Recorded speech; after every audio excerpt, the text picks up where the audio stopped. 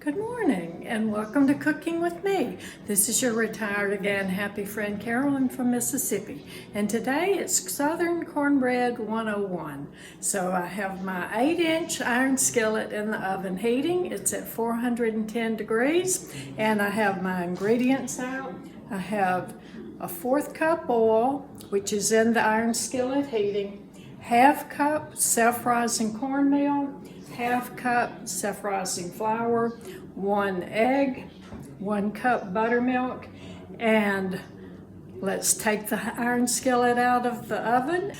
Everything is mixed up. I'm ready to put the hot oil. Just took the skillet out of the oven. The oil is hot, and I hope you can hear that sizzle. That's what we want. We want a good sizzle when the oil goes into the cornmeal mix, and that's going to help it to start rising right off the bat.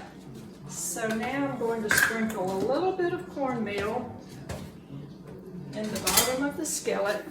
So just sprinkle a little bit down in the bottom. That helps to make a really good crust.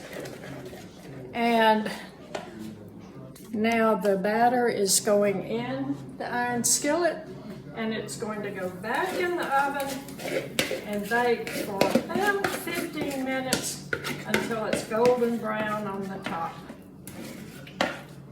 My pan of cornbread has baked for 25 minutes exactly.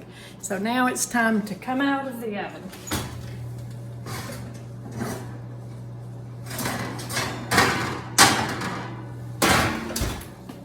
Isn't that beautiful? That's just the way it's supposed to look.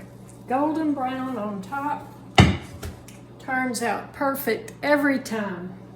So I hope you make good Southern cornbread today. It's good with soup, it's good with buttermilk, vegetables. In the summertime we eat it with all the fresh vegetables and tomatoes coming in. So I hope you try it. Please let me know and come back next time.